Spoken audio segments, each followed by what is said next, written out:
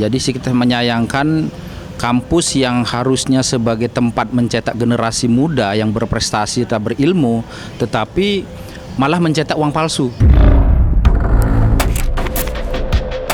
Kalau kita lihat di sini, ya, apakah pihak rektor, pihak dosen, dan bahkan orang-orang yang ada di situ, apakah mereka nggak tahu atau pura-pura nggak tahu? Nah, ini juga harus kita bongkar, ya. Itulah sebabnya kami mengambil langkah setelah ini jelas kedua oknum yang terlibat dari kampus kami langsung kami berhentikan dengan tidak hormat.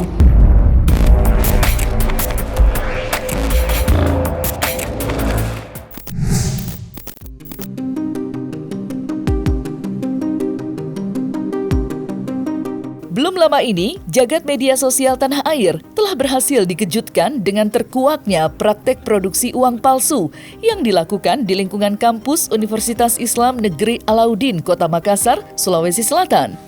Ya, mirisnya tokoh terpandang kampus seperti dosen, staf universitas kedapatan ikut terlibat dalam praktik ilegal tersebut. Tak kalah mencolok, polisi pun menguak pula fakta-fakta lain bahwa sejatinya praktik ilegal ini sudah berjalan sejak tahun 2010. Namun sempat terhenti sementara sebelum akhirnya kembali beroperasi pada tahun 2022 silam. Di mana kala itu para pelaku baru saja membeli mesin cetak dari China. Saat ini polisi telah berhasil mengamankan barang bukti uang palsu beserta pabriknya serta sejumlah mata uang asing. Sementara, selain oknum karyawan kampus, telah berhasil diringkus pula belasan pelaku dari latar belakang yang berbeda-beda. Yang salah satunya diduga merupakan staf salah satu bank di Indonesia. Mereka ini tersangka membuat uang palsu di kampus UIN Alauddin. Jadi ada dua perempuan, ada ASN, ada juga petinggi dari Universitas Islam Negeri Makassar. Inilah mereka berjumlah 19 orang semuanya. Jadi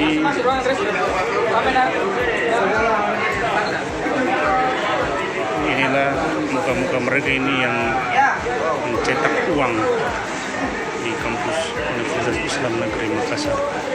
Tampang-tampang mereka ini.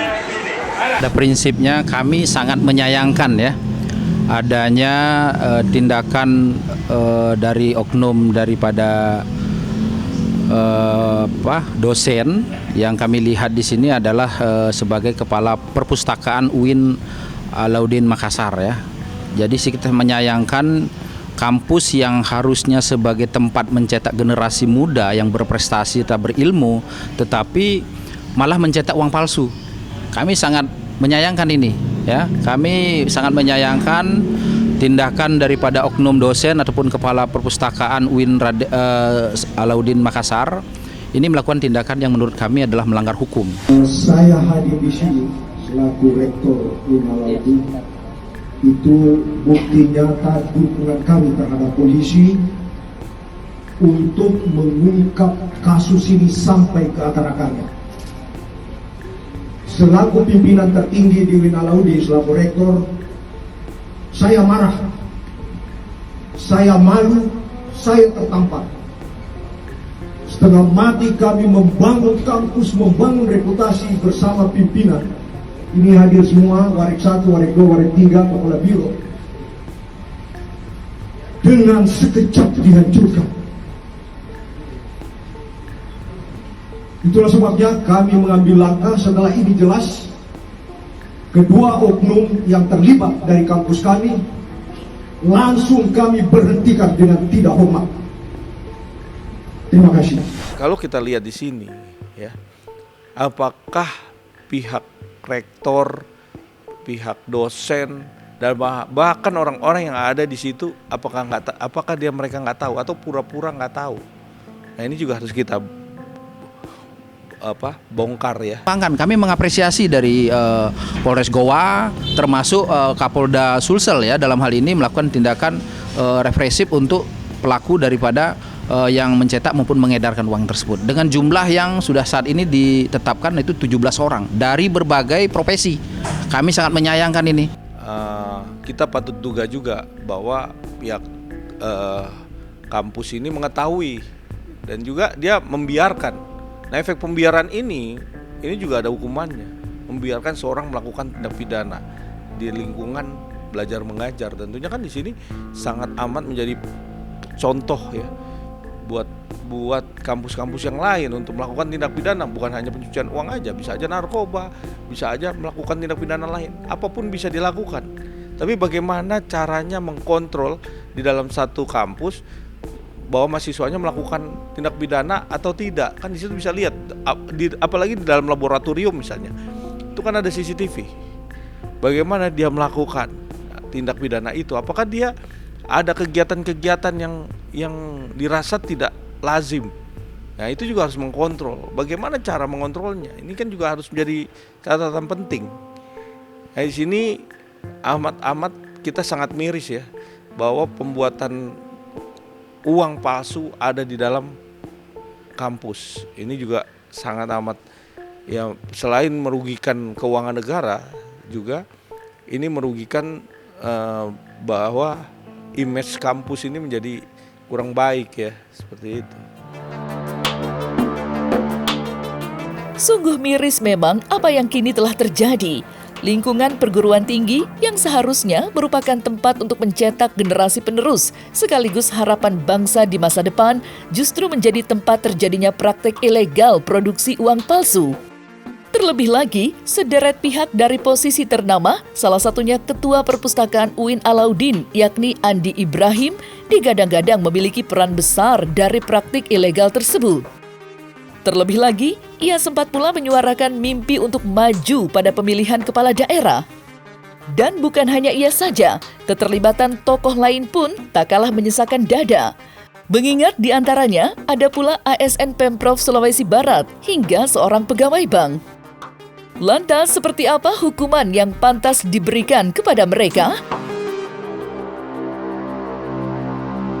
Ya, jadi kalau kita melihat dalam Undang-Undang Nomor 7 Tahun 2011 tentang mata uang, kita melihat di pasal 36 bahwa dalam tindakan mencetak ini tentu sangat lama ya, ancaman hukumnya 10 tahun ya. Setiap orang yang mencetak ataupun mengedarkan uang tersebut ataupun menyimpan, maka ancamannya bisa sampai 10 tahun dengan denda 10 miliar.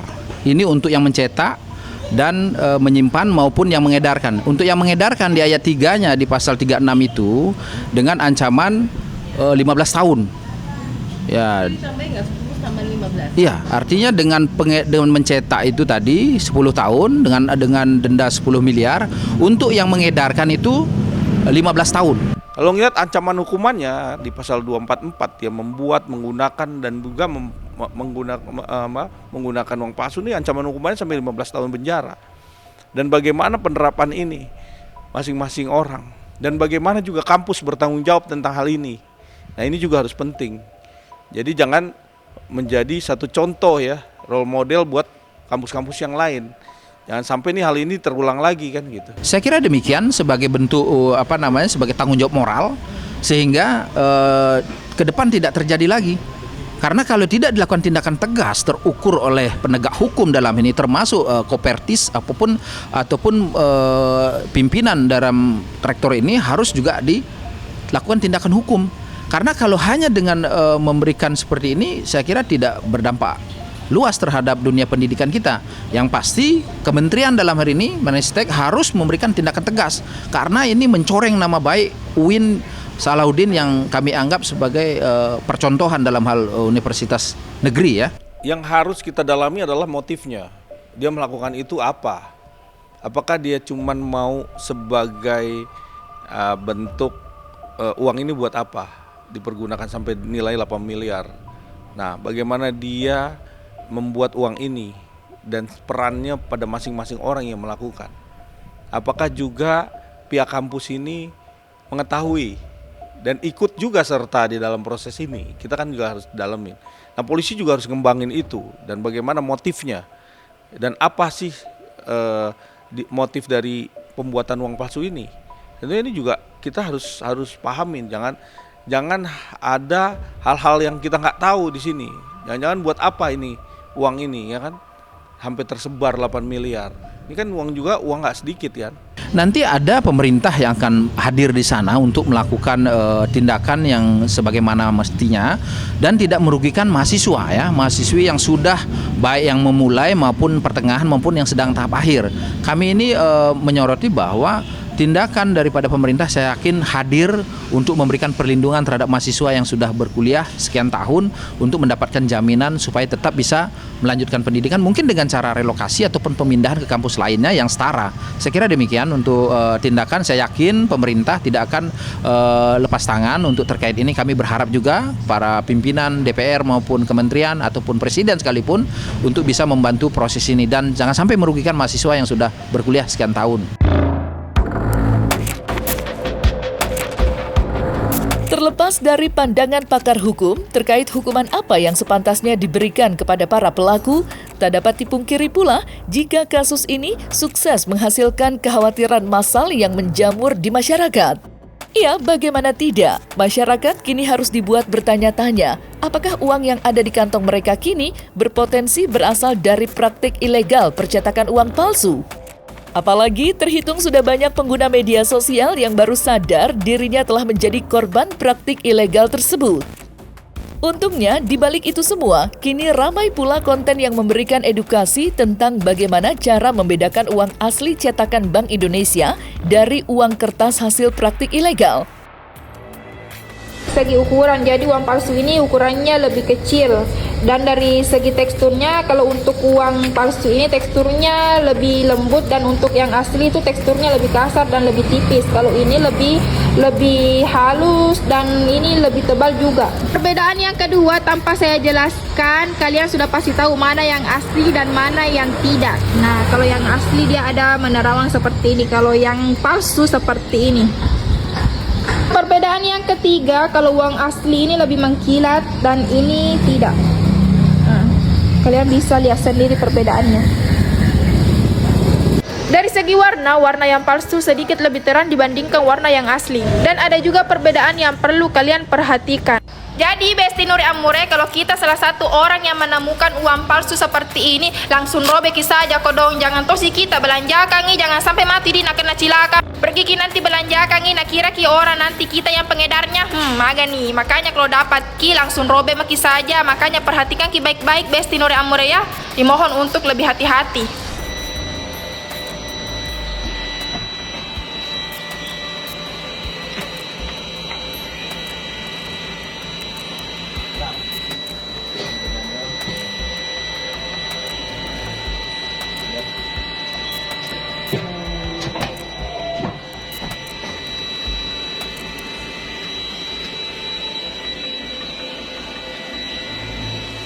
Kenapa ini bisa terjadi? Bagaimana menelusuri ini? Ini yang paling terpenting. Jangan sampai hal ini jadi nanti ada orang lain bisa bikin lagi yang 99%, bahkan 100%. Ya, karena 98% mendekati kan, udah hampir mirip dengan aslinya. Nah, untuk itu catatan yang sangat penting adalah bagaimana alat tersebut bisa membuat uang tersebut. Alat uang itu bagaimana bisa diperjualbelikan, bahkan bisa didapati sama seorang mahasiswa, ya, seorang mahasiswa yang bisa membuat uang tersebut, bahkan mendapatkan mesinnya. Nah, ini juga penting karena kalau dilihat di sini negara bisa rugi bisa triliunan kalau memang uang ini bisa, mungkin kampus-kampus yang lain, kampus satu, mungkin juga mahasiswa-mahasiswa lain yang kita nggak tahu seperti apa. Kalau dia buat berapa miliar sudah tersebar. Terus bagaimana negara ini, ya kan? Ruginya berapa ratus miliar dan bahkan sampai triliun kalau semua orang bisa buat uang palsu kan. Ini pagi ini ada uang palsu ya ditemuin di toko Tipar di Widya. Nih perbedaannya, BI warna hijau yang asli, yang palsu BI warna biru. Yang kedua 100.000-nya beda. Ini yang asli sebelah kiri yang merah, sebelah kanan yang palsu, angka 100-nya beda. Ini yang asli. Ya, jadi hati-hati buat kasir, terutama ini yang meskipun ada gambar BI tapi palsu. Ini yang asli warna hijau, yang palsu warna biru. Terus semua sudah dibilang semua sudah dicetak nih, hampir mirip asli tapi semuanya ini palsu. Yang ini palsu nih, ini palsu, udah pasti palsu. Satu aja beda, itu sudah palsu ya. Yang paling tidak bisa dipalsukan ya, itu adalah multicolor latent image. Jadi kalau Mbak punya uang 100 ya, bagian depan Mbak melihatnya harus miring. Kalau miring itu ada angka 100, itu warnanya merah, kuning, hijau. Ya, kemudian ada juga latent image dan sebagainya dan sebagainya. Itu paling susah dipalsukan.